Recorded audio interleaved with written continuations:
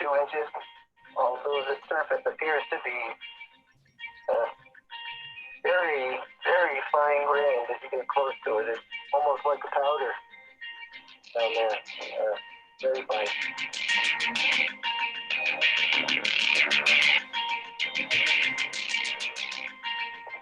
I'm going to step off the limb now.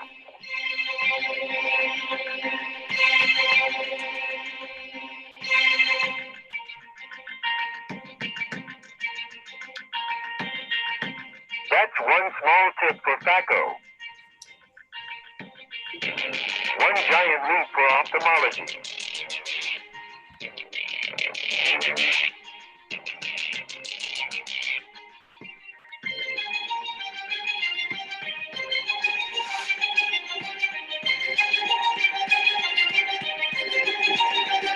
ThacoMentors.com.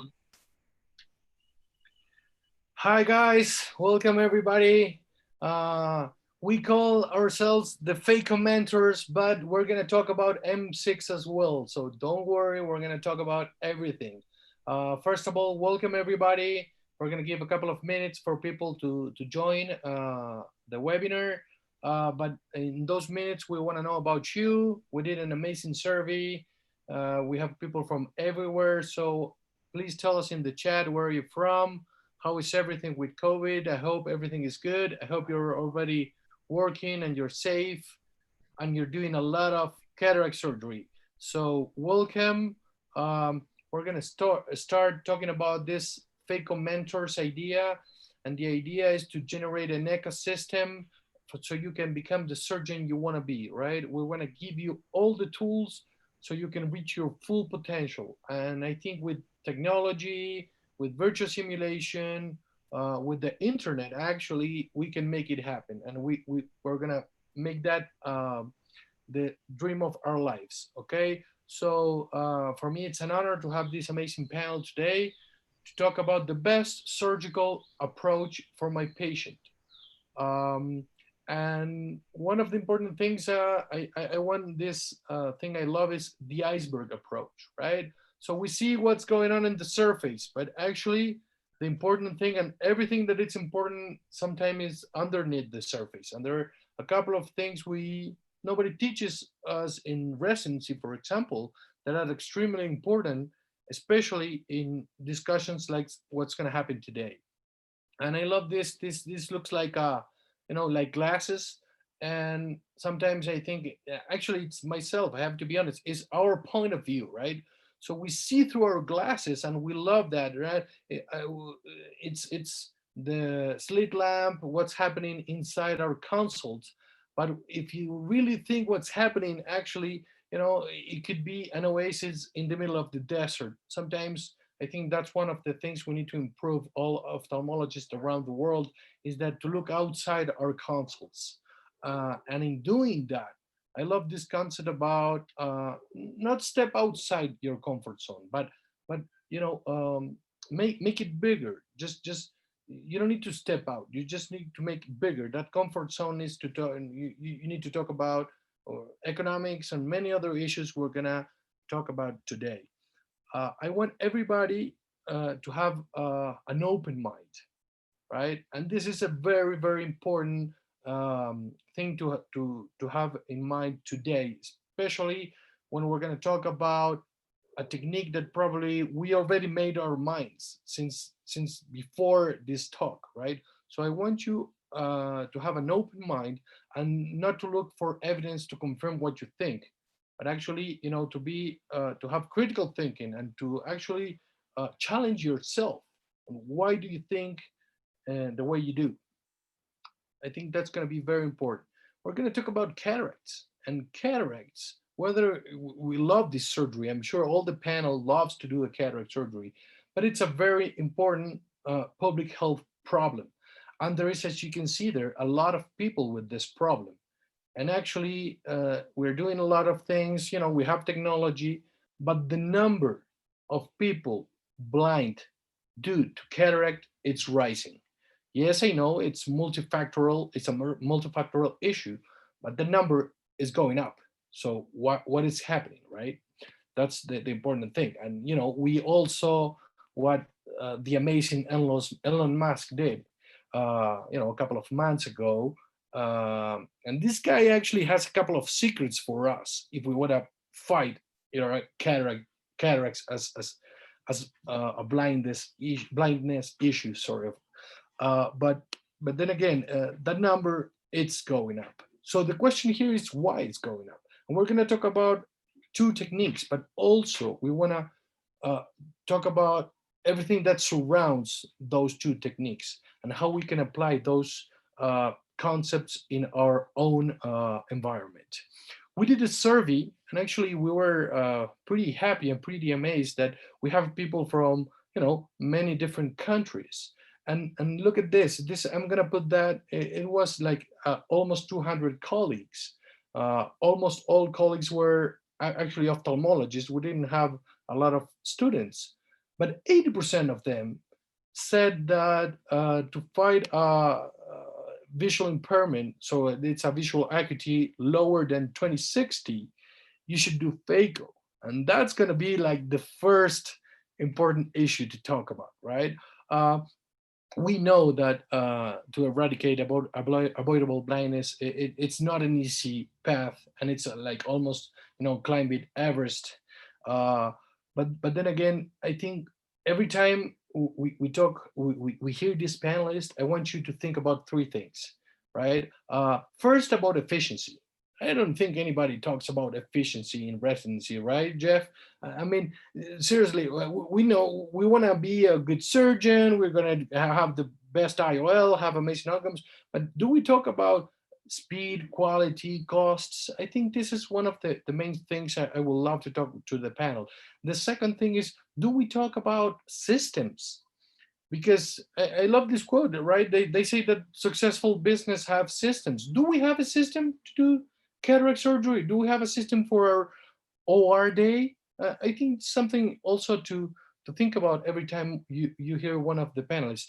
And the third thing is like, actually, I'm very anxious to hear Jeff and Brenton, because these guys have a very open mind. I think they live in the U.S. The U.S. has uh, certain characteristics, but they know what's happening outside the world. So today it's going to be interesting to to steal some amazing tools and patterns from these guys and apply it to our own environments.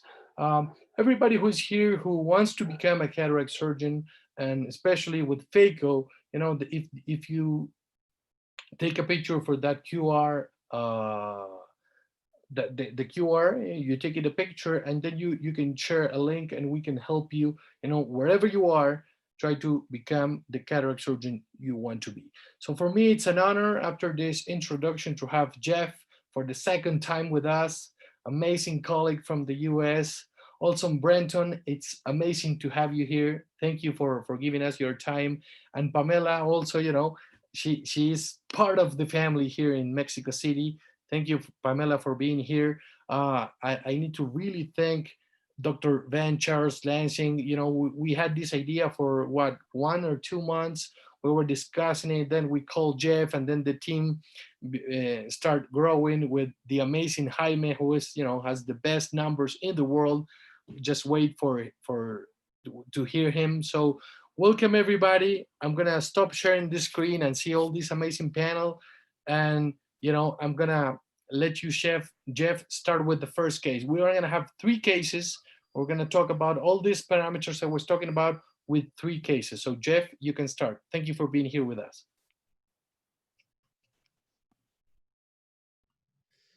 Thank you, everyone. It is indeed an honor to be with you today. To give you a little bit of information about myself, my name is Jeff Petty. I am the residency program director at the Moran Eye Center in Salt Lake City, Utah. To give you some perspective, when I trained in my residency, we finish in the U.S. with a variable amount of surgery, between 86 up to 400 cataract surgeries. And in my surgeries, about 350, I didn't see a single extra cap, manual extra cap surgery, either large sutured extra cap or small incision cataract surgery. I then went on to do a global ophthalmology fellowship and learned small incision cataract surgery under mentors in Nepal. And as such, as I present some of these things to you, I'll be presenting what my approach is in terms of what is my best approach for surgery for any given case. Brent also has a similar background as well, a US-based surgeon primarily trained in phaco, who then went to train in small incision cataract surgery.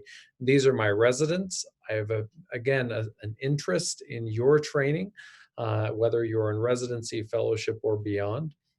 Our residents will learn, again, primarily phaco. My case is unique. This is a 65-year-old male from Park City, Utah, with slow, painless vision loss in his right eye more than the left. And I mention the city because this will be important later as we discuss systems and why and how we're delivering care. Park City is unique in the world. It's one of the sites of the 2002 Winter Olympics. It also happens to be an incredibly wealthy city. You can see the median household income is $91,000, which is just mind-blowing. And yet here's an individual who's 65 years old, who's coming in with light perception vision in one eye, 6/12 vision in the left, pressure's normal, no afferent pupillary defect. This is a unique way to look at cataracts. You've all seen white cataracts, and indeed the right eye was a white cataract. This is a Scheimpflug image from the pentacam, and you can see the light scattering in the anterior portion of the lens in this white cataract. And the workup, of course, doing a B scan before any cataract surgery, ensuring that the posterior segment is appropriate for cataract surgery. So to summarize, 65 years old, light perception white cataract with liquefied cortex in his right eye, 6/12 cataract in the left. And I actually, so as we considered this, the left eye was rather simple. Left eye is a 6/12 cataract PSC. For me, every time this would be a phaco case. This is the surgery I do best. It's what I trained in. And here, indeed, uniquely, there isn't a cost difference between doing SICS and doing phaco, at least an appreciable cost difference. Now, the right eye is a little different. Should I do SICS or should I do phaco? Well, I should do whatever I feel will give the patient the best outcome. So I started out and decided, absolutely, I'm going to do small incision cataract surgery on this eye. I'm going to go to a video, and the very first few seconds of the video actually changed my decision in what I was going to do. Because this patient didn't have small movements of the eye, but every so often this patient actually would kind of jump up and move. This is a patient we saw recently at one of our clinics. This is a different patient. He was light perception and count fingers in both eyes with cataracts. That was his only reason for having poor vision. Again, this is in a major city in the United States.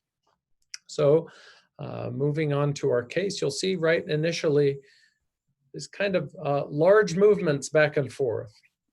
And as I see these large movements back and forth, it actually makes me pause, because I know when I'm doing phaco, I'm much better at controlling large movements of a head, someone perhaps moving left or right, whereas small incision, that just didn't feel like that was going to be my best surgery.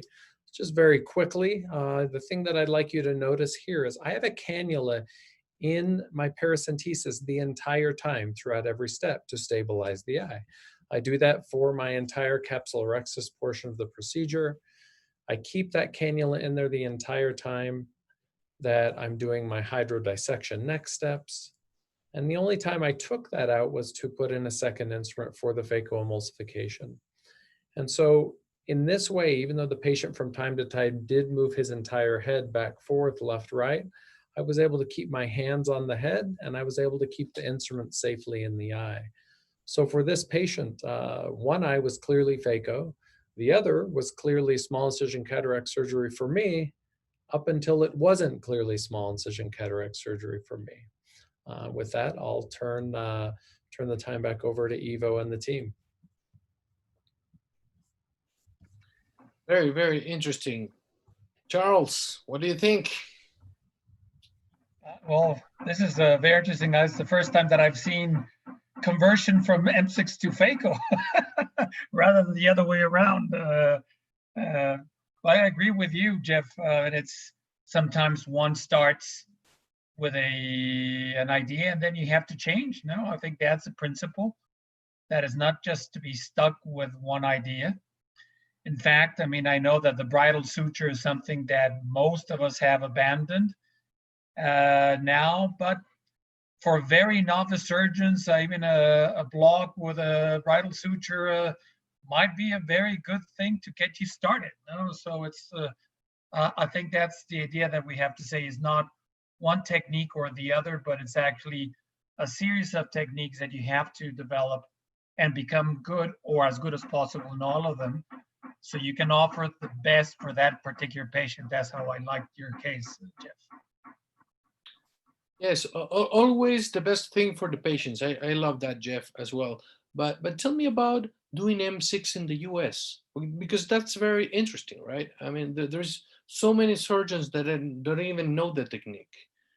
What would you tell people from all other places in the world about that? Yeah, so for someone who is an expert, competent SICS surgeon, SICS is a more efficient surgery for these type of lenses.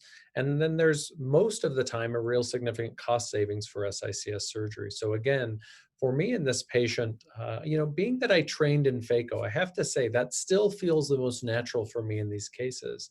However, when I have a really, really dense lens and it's clear to me this is going to be a large lens, I feel comfortable and confident that SICS can be the best surgery for a given patient. And later in some of these cases, you'll see some of those cases where it becomes clear that when you have both of these techniques at your fingertips, you'll flow back and forth between the two of them. Pamela, I think you have something to comment there. Pamela, as you know, is an extraordinary surgeon, both in phaco and M6, and if I ever need my cataract done, and someday probably sooner than a lot of you, I'll ask Pamela to do it. No. Hey, everybody. I just loved your case, Jeff. Congratulations. And yes, about SICS, what do I have to say?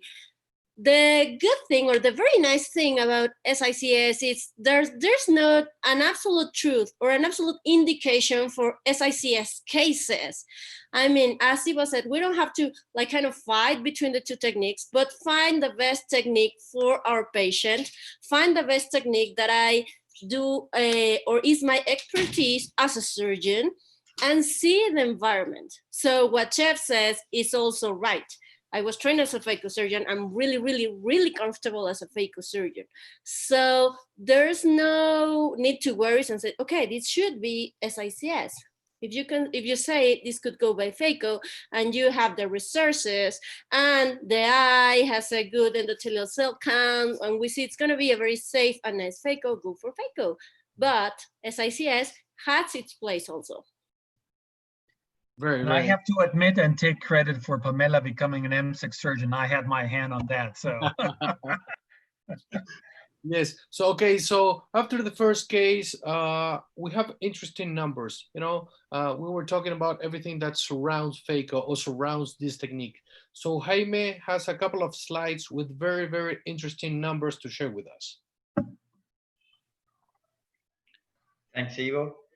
Yes, Ivo asked me if I can show some of the numbers of cataract and some meta-analysis what said about the difference between the phacoemulsification, the extra cap, the femtosecond that is now.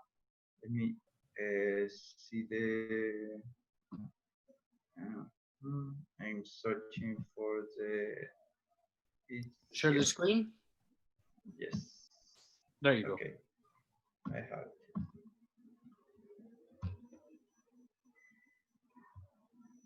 Okay. So, about cataract, what is happening and how to treat. So, what is happening? It was said that the amount of patients with cataract and visual impairment by the cataract are increasing each year. The prevalence are decreasing each year, but the population are growing so fast and are aging so fast that is increasing the numbers, even the prevalence are decreasing. And what it could be? One of the things is about the cataract surgery rate. Each country have a different problem, a different reality. For example, in Latin America, we have so many cataract surgeries done, like in some countries, like in Africa, and in other countries with so high cataract surgeries rates, like in developed countries. So each country, each region have different problems and have different realities and could be different approach to increase their numbers. And what we know, what is this? One of the reasons is because we have different amount of surgeries, different distribution of these surgeries in each of the countries. Some are more concentrated in the capitals. A different amount of cataract surgeries that you have, and a lot of ophthalmologists don't mean that you have a lot of cataract surgeries. And the outcomes of these surgeries in some countries are not so good that we wanted or we expected. And we can say, okay, the technique has something to do. So let's see what's the meta-analysis doing. So I'll do a summarize of 18 meta-analysis that comparing extra caps, M6 or 6, vacuum emulsification, and femtosecond. And one of the things that we have to say is that the meta-analyses are very heterogeneous. What I mean that not all the cataracts are the same in all the studies. That's the one thing. The other thing, the expertise of the surgeons is not the same. So all the conclusions that we take about the meta-analysis, we have to see it with this information that the cataract patient that the surgeons have done is not the same. And the other thing is that even the M6 is a technique with a scleral tunnel. It's not the same. Some surgeries do it 5 millimeters, others do 7 millimeter tunnels, or another do 8 or 9 millimeters tunnels. Or some do it in the superior part, others in the temporal part. So are different techniques, even the name is the same. So in visual acuity, when we compare it in different times, 6 weeks, 1 year or more, we see that the extra cap have the worst visual acuity. And in all the meta-analysis say that. But when we compare the M6 with the FACO and the femtosecond, we couldn't find a significant statistical difference. But in some studies, they say that there still exists some controversy. But it's not like that in all the studies we see that one technique is superior in visual acuity than the other ones. And this visual acuity, considering that the visual acuity that can decrease the visual impairment. It's not a 20/20 visual acuity, it's a visual acuity that decreases the visual impairment. The other thing is the refractions. In the after surgery refraction, the extra cap surgery that is usually at 12 millimeters incision that you have to take a lot of surgeries have the worst astigmatism after the surgeries. The M6 have still controversies, and the femtosecond compared with the FACO have not see a statistic difference. And with toric lens, the M6 or 6 and extra cap, we don't have meta-analysis to see if we can use a toric lens, and it's not usually used. So that is the limitation of this information. And in the complications, in general, the extra cap surgery have more complications than the other kind of surgeries. And between the surgeries, the complications usually are different. We can see here in the postoperative complication or the intraoperative complication, each technique have different kind of complication. So is, for example, the M6 usually have less complication with the corneal endothelium, but usually is associated with more posterior capsular provocation. So the kind of complication you can say in this way are different. At least this is what the data say. And another difference we can find is the cost. The cost, the femtosecond have more cost, have a more large learning curve, and the time of surgery is more. And the cost and the time of the surgery depend of the surgery and depend of the effectivity of the center to do a systematic way the cataract and in an efficient way. So not in all the center you can have a lot of decrease in the cost of the M6 surgery if you don't have all the efficiency parameters to achieve this diminution in the cost. So this is the meta-analysis where I found all this data and I presented. Thank you very much. Thank you very much, Jaime. And then again, we go back to cost. We'll go back to different realities. We go back to systems. We will back to different techniques, different complications, but they can coexist. I think that's one of the main keys for today. So Pamela, let's go for case number 2. Keep the surgery on. No, Yes. perhaps just a quick comment to there, while Pamela sharing. And I think Kaya made that comment where it says small incision cataract surgery. And I think it's one of those bad baptisms because it's not small. I mean, it's still 5 or 8 millimeters. The better term would have been sutureless extra cap surgery. And I think that really describes it much better. Or phaco for the poor, but I don't think it's either a good term.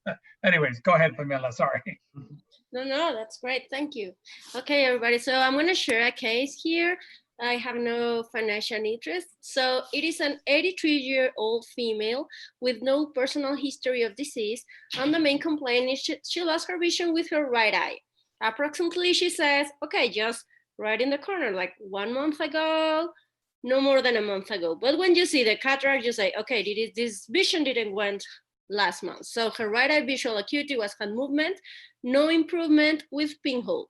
Left eye visual acuity 2400 in the Snellen's case, and no pinhole improvement. So she clearly had 2 dense cataracts.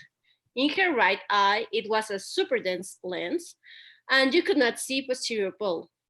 In her left eye, a dense cataract, but you could see posterior pole, maybe without details, but you could see at least the retina was attached there, so it was okay. I have no picture from the slit lamp, so I took this picture right away from our video. So you could see it's a dense cataract. I have already a cannula inside there, so you can already guess it was an M6. So I'll just go on with the case. So let's concentrate in the right eye. We know she has 2 dense cataract. Right eye, super dense cataract. So what are the facts? We have a dense cataract, B-scan, okay, retinous attached, no history of disease, so no diabetes, no hypertension, so we're not expecting a surprise in the posterior pole. Specular microscopy, endothelial cell count, 13, 15. Not that good, not that bad. IOL calculation plus 21, so it's an average globe. How do we approach it? So as we are saying, we have to consider a lot of factors. Lens density, really dense. As Dr. Jeff said, I also like to save myself from a heart attack and leave the super dense cataracts for M6. So patient's age 83, so she's quite senior now. So that's why cornea wasn't that great. It wasn't excellent, it wasn't very bad, but it wasn't that great. How fast do we need to rehab her vision? Really fast, because the other eye is seeing 2400. So, well, let's choose a technique or at least something that help us cover all these facts.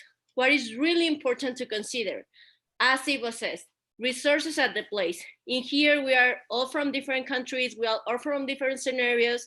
So maybe we have access to phaco, maybe we have access to M6, maybe we have access to both. Both the patient can't pay either of them, or can pay the phaco, can pay the M6.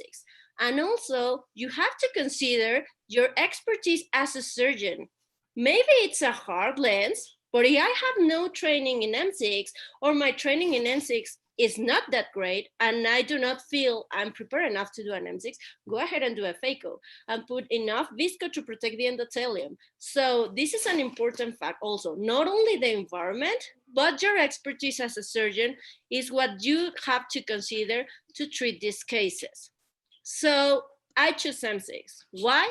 Because there was a dense nucleus with low endothelial cell count. And I wanted to avoid the flow of phaco and need for a high amount of ultrasound. So this is what goes in my head when I choose M6 as my surgical technique. Phaco, it's really good, but remember, even though we do not use a lot of ultrasound for emulsification, remember the flow itself in the anterior chamber can damage our endothelial cells. So take into account the flow, and in case of dense lenses, you have to add the ultrasound you're gonna use. And it was a senior patient, it is a senior patient with an urgent need of rehab. So we wanted to aim, or our target was a clear cornea in the first day or as soon as possible.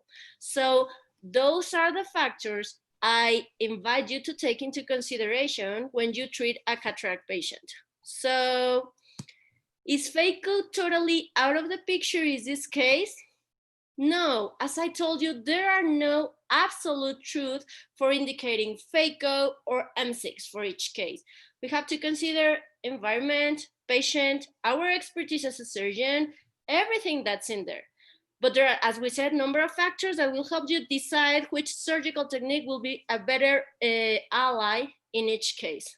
As I told you, M6 has saved me from a lot of heart attacks. So I think M6 make us cataract surgeons better surgeons, or I don't know, complete surgeons, as Dr. Sahu from India said. So I think it's an ally in really hard cases. Thank you. Very, very interesting. Very good. What do you think, Brent? What do you think about that case? Yeah, I agree. These ultra dense lenses, they sometimes can make the decision a little bit easier for us if you have the setup or the training. As Jeff pointed out, in many of our training facilities here in the States, we have very limited resources towards a skilled extracapsular surgeon or a skilled M6 surgeon. And so, like Jeff, I think I only had 2 extra caps throughout my entire residency, and that was begging and pleading with some of our old timers to try and teach me how to do it. And so that's not the right way that most of our training should really be done. And once we obtain these skills and once we have the confidence to approach them, as Pamela pointed out, a complete anterior segment surgeon, I think that these ultra dense lenses, low endothelial cell counts, fast rehab, it becomes a much clearer choice and a much easier decision to make for some of our patients. So I strongly agree with her decision. Very good one. Jeff? Yeah, just echo what Brent said. I mean, first of all, it was an extraordinary presentation and one that I hope you were all able to get the pearls from. All of these decisions are going to be very, very multifactorial. Starting off by saying there's no clear one indication for one over the other. Always remember that as you go through your training and you try to have both the skill set of M6 and the skill set of phacoemulsification. Again, I could listen to more and more of that talk. That was wonderful. Okay, so now we have you, Van, with amazing data as well. I think that we'll ask Jeff because as we've been exchanging messages on the chat and in private email, my computer is really dying. Something's going on. So I sent him the presentation twice and he finally got it. So thank you for that, Jeff. Okay, so someone will argue, okay, but prevention of blindness, I'm gonna go poor. What am I gonna do? And Ivo heard me say once a while back that I said that in prevention of blindness should be a business and it should be run as a business. We're here for a non-for-profit, but not for going broke. So how do we do that? The next one, Jeff, please. So I think the important thing is, okay, how many cataract blind people go? Because I hear some of our colleagues, particularly at the Mexican Institute of Ophthalmology, where both Pamela and I are based, they say, stop doing so many surgeries. You're doing this. I'm not going to have enough cataracts to do.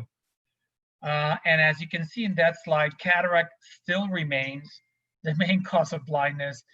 And if you go and look for them, there will be enough cases. I'll give you a real life example because sometimes we have all these numbers and WHO numbers. In Querétaro, we did a RAP study, which is, for those of you who are not versed in this world, is the rapid assessment for avoidable blindness. It's a population-based study, and it's neither rapid nor cheap, but it's a lot quicker than a traditional population-based study. And it gives us the idea of how many people we have blind in a given area and what are the main causes. So the state of Querétaro, which is a small state where we're based, at there are roughly 19,000 people, 50 years or older, that are blind or severely visually impaired, meaning worse than 20/80 up to light perception hand movement. The entire state of Querétaro does at best 5,000 to 6,000 cataract surgeries. So this just keeps on accumulating. So this is why we need to look for better ways to really get to all these people. So the next one, Jeff, please. So here's some of the data. This is from the global burden of disease data, which are also now WHO numbers. And a word of caution, you might see papers coming out in September that will debunk some of those numbers that I'm giving you, because there's an update coming out of the global burden of disease. The important thing is that prevalence as such has actually decreased, which is the great news. But because we are becoming older and increasing in population, the absolute numbers actually keep on going higher. The next one, Jeff, please. So as you can see, and if we really focused on cataract and refractive errors, we really would be ridding the world of blindness and low vision or severe visual impairment, about 80%.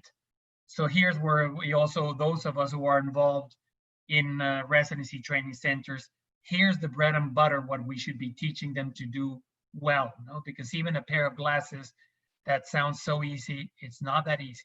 The next one, Jeff. Let's go to the next one then. Okay, can it be eliminated? Good luck. There's about 20 million people at times 2 eyes, and those are just that are blind, meaning that they're worse than 2,400 in the better eye with a correction available. That's 40 million eyes to be operated on. I don't think even if we did surgery all day long, we could rid the world of that. Keep on going, Jeff, please. So yes, if we could stop the incidence, but that's not going to happen.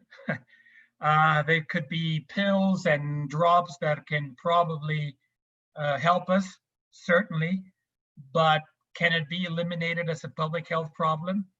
I think we're a long way from that happening. The next, Jeff, please.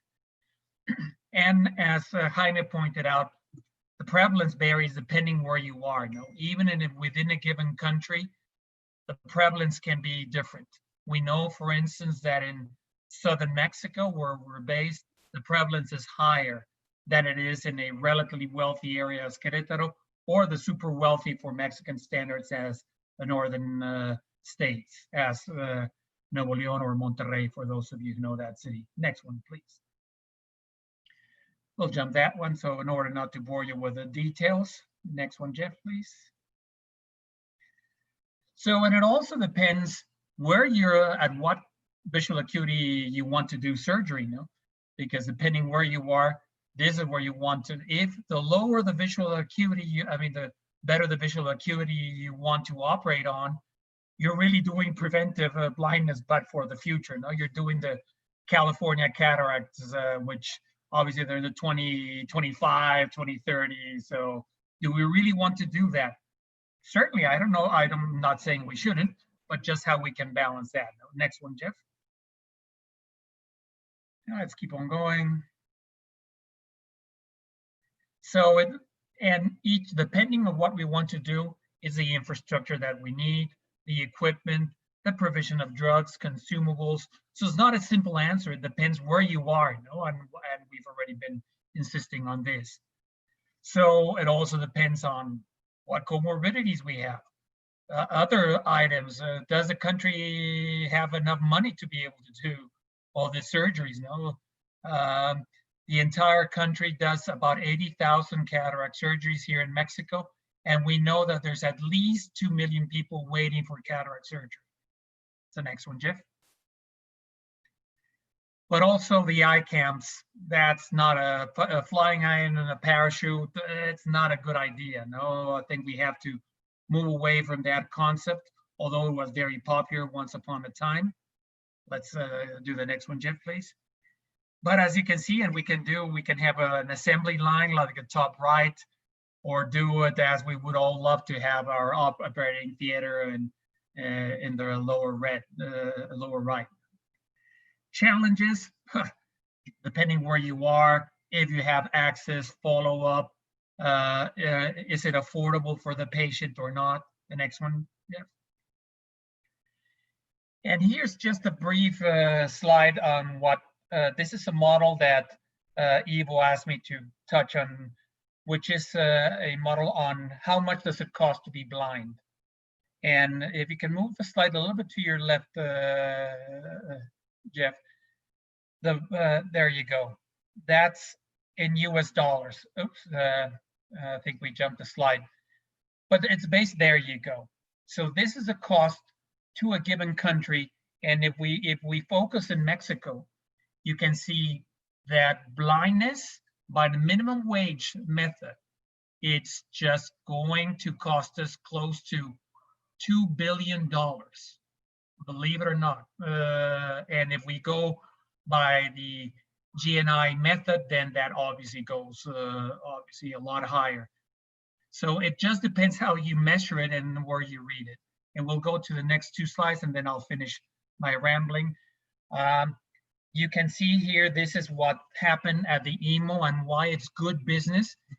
And this means the number of patients that we've seen in this trend. And as you can see, it's just going up to the point where in 2019, we saw close to 100,000 patients. And we're self-sustaining, and 80% of our patients either don't pay the full amount or they're almost completely subsidized. How do we achieve that? Well, you have to buy from different suppliers, have outreach activities, do a lot of things. So it's not just one answer.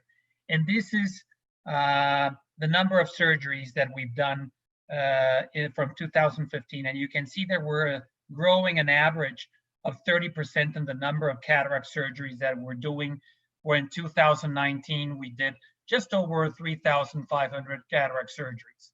So this is how the model can be sustainable and we can afford to grow and have new buildings. And that's the end of my story there. Very interesting, Dan. And as you know, is one of the ones I think we need to talk. I love this, the hot potato concept, right? In where we have blindness due to cataract, and the ophthalmologist said to government, that's your problem. And government says, no, that's your problem, right? So we ask people in this survey, let me share this very quick, which was the most important limitation in this case for phaco surgery. Okay, let me share this very quick. Okay, and look at that. Like almost half of people said that the limitations to perform, for example, in this case, phaco, were cost. And if you really look there, the other problems is access and government support. So I think this is something we need to talk about, right? Then you're talking about a business model. And I'm sorry, but we learn how to remove a lens from the eye. We don't know what a business model is sometimes, right? And it's fair if we don't know about that. So I did a little exercise. Look at that.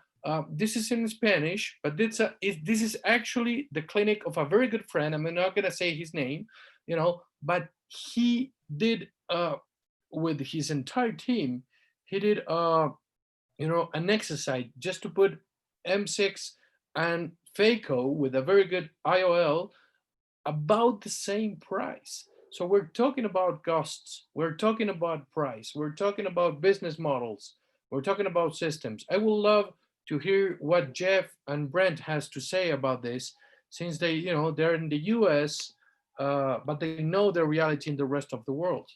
Brent, you can start. Sure. Yeah, and I mean, you make a great point just about physicians oftentimes get shouldered with some of the expectation or the heavy lifting in terms of coming up with these solutions. And the problem is that's not where our training lies. We're great clinicians, we're great surgeons, but we're not great with business, we're not great with policy. And oftentimes we're not great advocates, but when it comes down to it, that's the one place that we really can participate, I think, most effectively, because we are in the trenches, we know the problems, we have the numbers, and we can be strong advocates for our patients, not on an individual level only, but also on a population scale level. When we petition the governments and we do these RAB studies like VAN and generate the numbers that will hopefully drive future policy. So that's really where our role, I think, lies most effectively. Interesting. Jeff? we are all surgeons, or we will be surgeons. So when you see a problem like cataract and you can do a cataract surgery, it seems like the solution is to do more cataract surgeries. And indeed, that is a part of the equation. As you do this more and more, you realize it's actually a systemic problem. The reason that there are so much variation between our countries and the number of cataracts there are and the visual outcomes has everything to do with the training systems, and it has everything to do with the delivery system.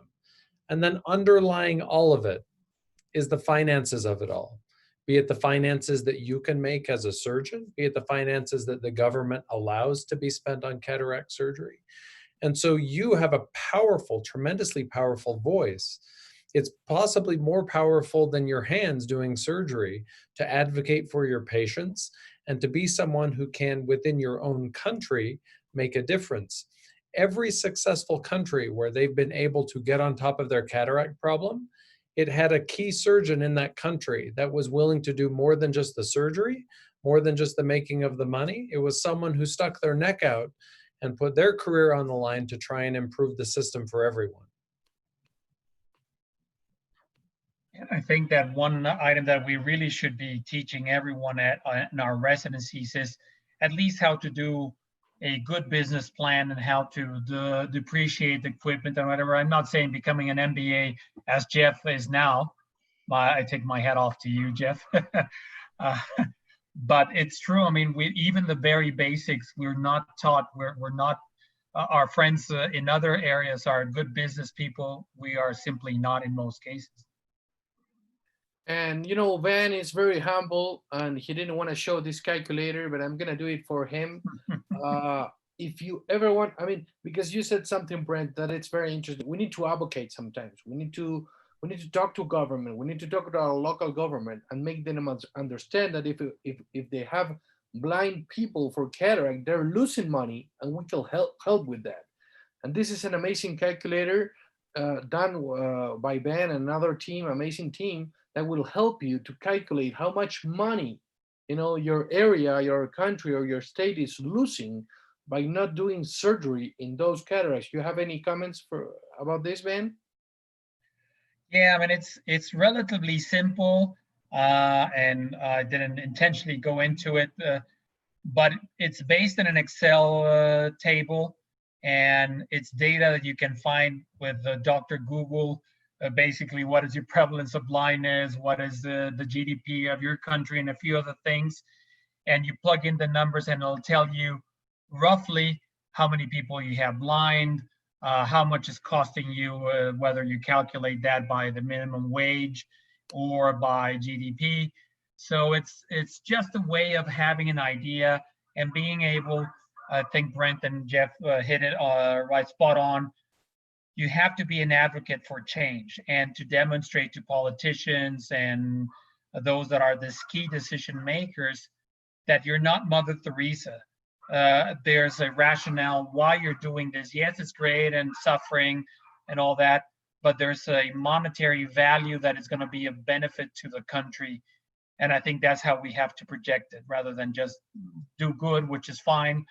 But numbers, particularly when we're going to have so many competing needs after or during COVID. I was going to say after, God knows when it'll be after, but during COVID and thereafter. Yes, and as Dan was saying, I'm hearing numbers. You can do it in Excel, and look, you have the example of Japan. You will find these numbers. You will put it in the table from your area, and you can calculate how much money you're losing. This is amazing. So please download it. It's published, so it's going to be very helpful for you. So, okay, Brent, now it's your turn for the third case. Absolutely. And thanks again for allowing me to participate in this. What a great series of cases and talks. I love learning from all of the folks on the panel here. So let me get this actually moving here. So my case is the third case. And in this particular situation, of course, I have no conflict of interest for this. This is a 68-year-old female with several months of gradual progressive vision loss in both eyes, who actually just saw 3 days ago in clinic. So it's very, very pertinent. I'm going to take your suggestions on this one. Her vision in her right eye was 2400. 2100 in the left eye. And this had happened, she believed, relatively suddenly, but her husband who was with her said this happened over some period of time. It's always the spouse that calls you out. Pressures were fine, muscles intact, pupils were working fine, and visual fields, at least as far as she could tell, were full to motion. And this is what we see on the slit lamp exam. On the right eye, the worst seeing eye, she has this fairly dense brunescent cataract. In the left eye, a moderately to severely dense one as well. For a 68-year-old, I would still consider this to be somewhat surprising in terms of the advanced state of these cataracts, but I can say at least in the right eye, we didn't have a very strong view of the posterior segment. This is the NIDEC OPD. It's a form of topography that we like to use as our workhorse. So looking at the right eye, she had about 0.8 or 0.79 diopters of with the rule astigmatism and had a approximate refractive outcome that was plano. And in the left eye, she had about 1.25 diopters at 135 degrees and a slightly myopic refraction as well. We were able to actually get optical biometry, which showed a relatively set of biometric parameters, had normal keratometries, and showed a relatively average lens selection for her. But then we decided to just take a quick look at her endothelium and saw that, you know what, she had a couple guttata on her exam, and on the endothelial cell count, we were able to identify a slight reduction in her overall endothelial cell population with a few scattered guttata. But as Pamela pointed out, you know, this is not terrible. You know, this is something which still kind of falls into our realm of, well, we could proceed in either way if we wanted to. So again, a 68-year-old woman, very dense cataracts, but I would not say rock hard. She did have some astigmatism, and she had some mild Fuchs endothelial corneal dystrophy. So our decision has to be now, which direction are we going to take it? Phaco or M6? And a couple of the points that come up when we discuss these cases is not only what is the effect of surgery going to be on the other structures of the eye, namely the endothelium in this case, but also how are we going to manage the patient's refractive expectations? Because as we get better at surgery, better at phaco, and better at M6, the expectations from our patients just get higher and higher. So to address the first question, at least from an endothelial cell standpoint, you know, there are phaco techniques out there that do allow you to preserve the endothelium, even in highly dense cataracts. I was trained in a technique that we call crater chop, where you basically bore out a cylindrical cone from the center of your nucleus, and then do a vertical chop of each of the residual donut fragments. Do that under a high molecular weight viscoelastic, and usually you can come out okay, but it's time intensive.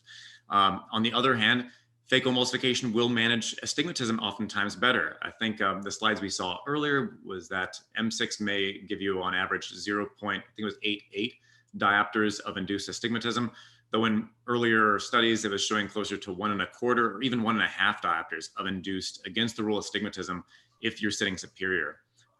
Just an aside, for that reason, I always tend to put a single interrupted suture in my wounds, even if they are self-sealing, just to help address the astigmatic component of it. So I would put that question then to some of the other panelists. Do you have a strong preference in these sort of borderline cases, phaco versus M6? If we are talking about astigmatism, do you have a certain cutoff where you have to have at least 1.5 diopters or more of with the rule, or within the superior 90 degrees astigmatism that you would want to do phaco to try and treat? So I would bounce this question off some of our other panelists. Pamela, you can start. And I can stop a screen share here as well, so we can. Okay, this is a really good case because I was thinking, what would I do if it was my patient? So I have to tell the truth about M6. Sometimes the type of anesthesia we use for M6 is not that comfortable for the patient. And sometimes maybe using the cautery or saying, maybe there are some small details, but it's not as comfortable for the patient. So if this was my patient and she was able to afford the phaco, I would do a phaco. I think it's a good lens, it's a good way of managing astigmatism, and I will avoid her some maybe small discomfort, but if I can give her the whole package, I think I would do that. Jeff. Yeah, so again, I mentioned earlier, FACO and M6 are essentially the same cost to us here, just because the costs associated with going to the operating room are so high. So in this particular case, my best surgery for this patient would be a FACO. If I'm absolutely trying to give this individual their best outcome, that is my best surgery. When I trained in Nepal, I worked with a number of surgeons who would absolutely do SICS for this patient because their best surgery for this patient would be SICS. Very good one. Well, actually, we have right down here retina surgeon. That's interesting. If you don't know Jaime is a retina surgeon, I will love to hear what he thinks. You know, the And we funny still thing like him despite being a retina surgeon. the funny thing about my situation is I will say it depends where I'm working, because I work in 3 places, and I can tell you that that same patient in those 3 places is going to be completely different, even in the same city, even living in, actually, seriously. But I will follow, you know, I will fill you with question is, you know, what does she do? She likes to read, multifocals, but then again, I think it's an amazing case, but there's so many other things surrounding that patient, right, Brent? That will, you know, it will give you different paths. Absolutely. And we know Jeff pointed out that, some of the times you don't know all the details about these patients until you're even in the operating room. So a really thorough in-office discussion and examination can really reveal some interesting components to the patient. This particular individual, the reason why she waited so long is because she was terrified of cataract surgery. She was literally shaking in her chair as I was discussing what might happen. So in terms of discussing what our anesthesia options are, I mean, she's going to be general, I'm going to have general, she's going to have general, everybody's going to be out for the surgery. But to that regard, she is somebody who also needs the reassurance of an excellent post-op day 1 outcome, or else she's going to have a very emotional experience if her vision's not excellent.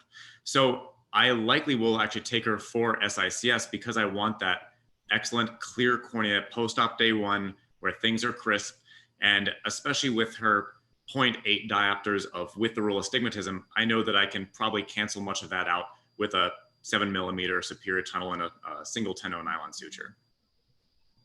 What about the retina surgeon? I'm waiting for the retina surgeon.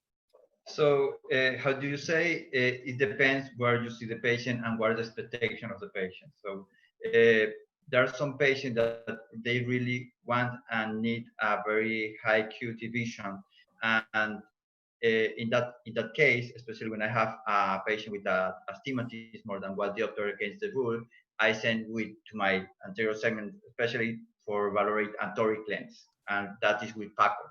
We don't use toric lens with M6. But if there is a patient that goes to a foundation, this is a patient who is not so compliant, and she wants to improve their vision, and M6 is a really good option to this case too. And a third thing that I want to say, and how Dr. Pamela said before, is that depend of the surgeon. This is going to be a hard phaco cataract. It's not for every cataract surgeon, but it could be a moderate M6 cataract. So it depends on your hands too. So that's another difference that you have to know. If you don't have so much experience in this kind of difficult cataract with some guttas and a hard nucleus, you can do it on 6, and your outcome is going to be very good. Very interesting. Yeah, and there is very interesting comments. I'm gonna go after for the comments of the audience. There's very interesting comments about the cases. So we're almost finishing. We're gonna talk a little bit about education that all the panel loves. They're amazing educators. So we're gonna finish with that. But before we do that, we want to tell the truth with Ben. What we actually wanted was to talk about surgery, but surround surgery with something amazing called public health. Sometimes we hear that, that word, and we're like, okay, let's go to the next room, right? It's boring. And actually, we think it's not. It's the most important thing right now. I think there's very interesting things to talk about, and it's the hot potato, problem, right? Who should go after avoidable blindness due to cataract? That's very important. We need to talk about systems. We need to talk about outcomes. We need to talk about how to measure the outcomes of a surgeon long term. We didn't talk about that, and we will love to talk about that in volume 2 with Van. We're already, planning volume 2 for this with this amazing panel. Um, there's many things. We talked about business models, but I would love Jeff and Brent to talk about a little bit about your journey about doing this global ophthalmology, right, fellowship that you guys did. And probably there's many people around the world hearing at this that would like to know more about it, how to have more information about it, maybe do this kind of fellowship. Go ahead, Brent. Oh, I was going to say Jeff Petty is one of my own personal heroes and mentors. So as the OG, please. Yeah, so global ophthalmology is a basket term for people who are doing work to eradicate global blindness, right? Reverse the tide of vision loss around the world. Global is not international. Global actually very much implies local. And this is really where all of us will get our first start and likely our most significant impact on world blindness. So let me just a couple of quick things. Again, I harken back, these are systems problems. The United States does have a public healthcare system. It's called the Veterans or the VA hospital. All veterans who have served in the military, they get their care free the rest of their lives through these veterans hospitals. We also have a private insurance, which is clearly something you're aware of. You notice my patient was age 65. So at age 65, that's when you can go on a type of insurance called Medicare. So there's a lot of patients in the United States that fall in a little gap. They make money, but they don't have good insurance. So this gentleman was waiting for 3 years until he turned to age 65 so he could have his cataract surgery. The photo that I showed of the gentleman with the long hair and the gray beard, he was holding a pole that he was using as a blind pole. He's walking around in Salt Lake City in the United States, but he doesn't have health insurance and he can't afford what is essentially $2,000 to $3,000 for a cataract surgery anywhere in the United States.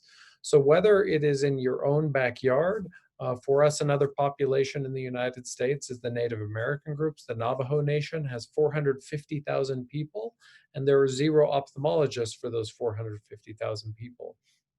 That really is the place where you will have your impact in your own backyard as you learn how within your own system to help provide care to those that would otherwise not receive it. Very interesting. I'm sure many people will be very interested in to know more about that. And we're going to do it in volume 2, right, Ben? Definitely. And volume 3 as well. Just to finish this, and I think it's very important, we didn't talk about it, but sometimes we talk about, we go for technique number 1 or number 2 because of if we mastered it, if we know it, and sometimes a longer learning curve. And, education in cataract surgery has changed completely, and it's changed because of virtual simulation, artificial eyes, new methodologies to teach. So Pamela, you have a couple of interesting slides there of what you guys are doing in M6 and a virtual simulator to teach more efficiently.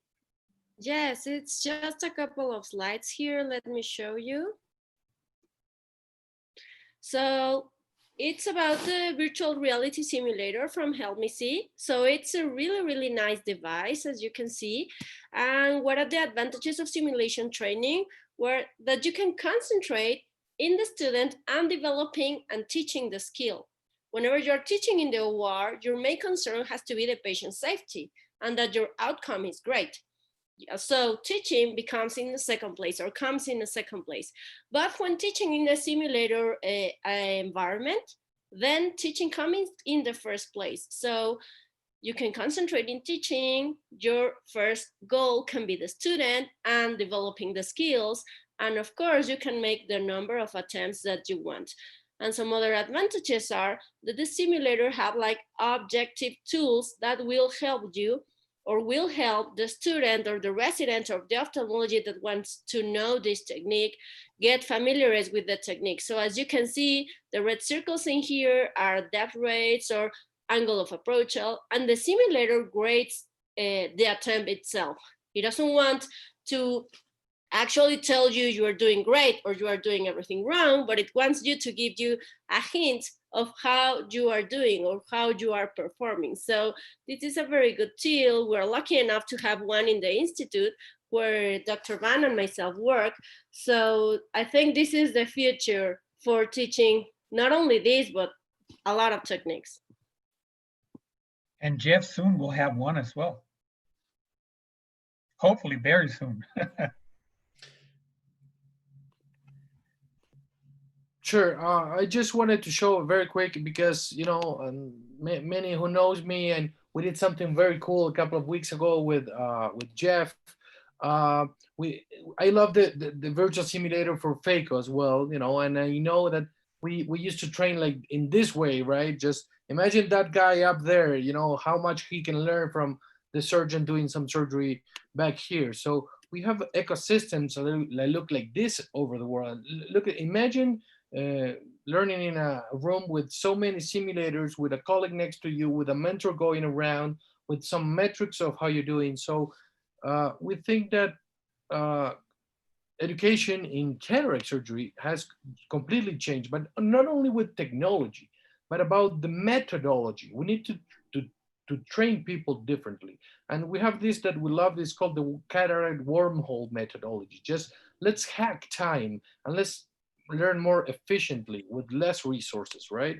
So I have this amazing, and this is the passion of my life, to learn without the patient suffering the consequences that we do. Let's remove the patient as much as we can from that equation, and you can see so many different publications, like for example, Dr. John Ferris with 6 years of follow-up and 7,000 procedures, reducing at 38% the posterior capsular break. So that's very, very powerful to change completely the learning curves. So simulation, you know, can be so powerful in many different ways.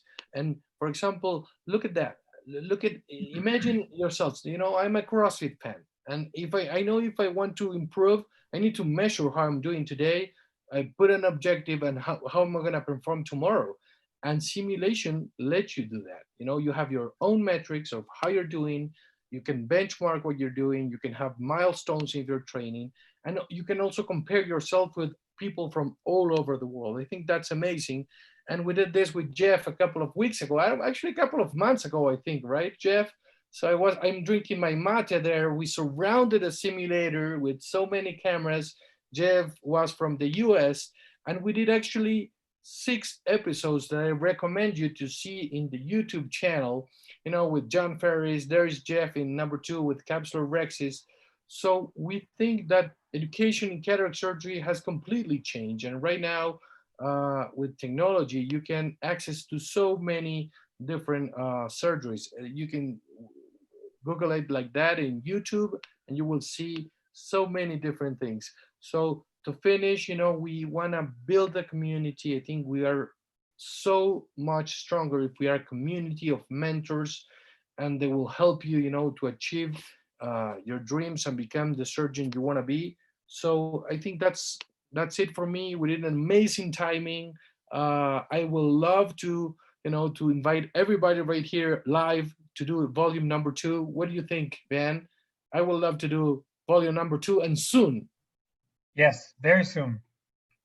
Okay, so I will, as it's you know, it's something we do all the time here. I'm gonna leave just you know, a few seconds for everybody in the panel to say goodbye to the audience. You can start, Jeff. It's been an honor wherever you are in the world. We are all connected, and we're all connected in something great. This, you know, fundamental understanding that this is a systemic problem that we're all in together can go a long way. Thank you. Brent. Yeah, no, thank you so much for letting me participate. If there's one thing that we're getting better at is communicating through our virtual means and really improving the avenues to informational exchange. And so I hope that Ivo, you continue the great work. Really outstanding series. Thank you so much. Pamela. Thank you, everybody, for connecting today. Thank you for the panelists. I learned a lot, and it's really great to share with a group of people that is actually fighting for having a better world for people. Yes, before Van, I just want to thank you very much, Dr. Jorge Hernandez, who is an amazing cataract surgeon and glaucoma surgeon, and he's giving us his time to translate to Spanish. So Jorge, thank you so much. Thank you for everybody who, who did some comments here. For example, Dr. Samir Sayeg is telling us about using toric IOLs in M6. We would love to bring him to volume number 2. He already put a YouTube video. Thank you to everybody. So Jaime, just last few words. Ivo, thank you for the invitation. Thank you for everybody to be here, for the other expositors. And I think that the FACO and AM6 have both are good techniques, and there is important to know how to use it, where to use it, and improve your hands to have both options when you need it. Thank you. And of course, last but not least, Charles Van Lansing, is such an honor to work with you. Somebody who's pushing the envelope in ophthalmology, helping us with everything that surrounds that surgery, with data, with research, with calculators. Van, it's such an honor to have you here. Thank you very much, Ivan. I know I made your life miserable trying to get this together, but we got it done. It's been fantastic. And I think this is just that we have to be creative. And COVID-19, if it has taught us something, is that we have to change our mindset and how we're teaching our residents. Remember, these guys are going to be the ones that are going to do our cataract surgeries. So we got to make sure that they're very well trained. And if we want that for ourselves, that's what we should be training them to do. There's a wealth of patients waiting there to be done, and let's do them well. Guys, thank you very much. Have a great night. And seriously, we're going to look for you for volume number 2 soon, okay? Great. Thank you, everyone. Have a good rest wherever you are. Have a great night. Bye now. Good night, everyone.